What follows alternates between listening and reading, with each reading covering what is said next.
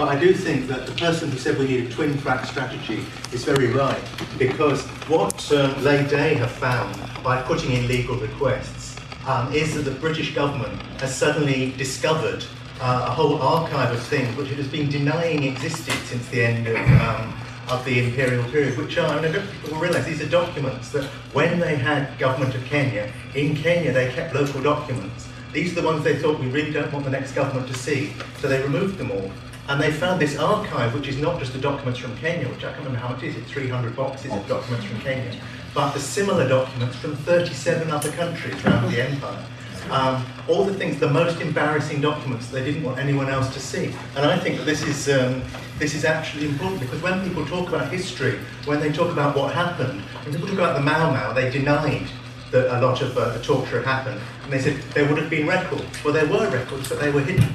And I think that this is going to be a big issue, because why I think this is a twin track thing is important is because I think this is part of getting people to look differently at what the British Empire did. There's a thing that at the moment is becoming quite romantic to say the British Empire was a good thing, it went out and was just a civilising mission. Now, when people look back, whether individual Nazis, people talked about people being hunted down, whether they're hunted down or not, no reasonable person says, oh yes, but you know, the Nazi Empire was a good thing. And I think that actually the revealing of these documents, the fact that the legal case has been used to reveal them, actually gives a chance to look at the reality of what colonialism meant for Africa, but not just for Africa. I mean, I think the British would probably not want to reveal documents about Malaysia or Palestine, other places where they've removed lots of documents. And this is part of a wider process. So yeah, the legal stuff opens a door, as someone said, which then lets us question much wider things about what empire meant. In my opinion, is crime against humanity is crime against humanity. And if you don't address that issue as crime against humanity, then you're losing the point.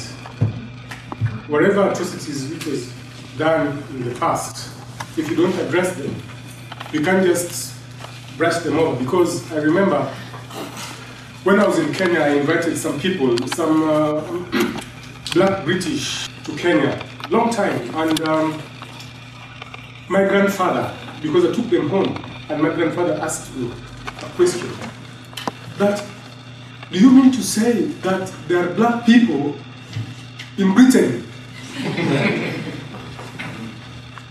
You know, that is a question, and it's very strong, because it means that even us in Africa, in Kenya, the historical upbringing that we had, nothing like this, we knew about this, you know, we didn't know about slavery. We were never educated about slavery. We were taught about slavery, but not in details. So I think it's more important to address issues of what really happened, rather than just brushing it off. Another thing is crime against humanity has to be addressed, because it's not just an apology. To me, it's not just an apology, because even here in Britain, a lot of people don't know what slavery or what colonialists did in Africa. They don't know, because it is not in the history here. It is in archives. Even back at home, people don't know the knowledge of what really happened.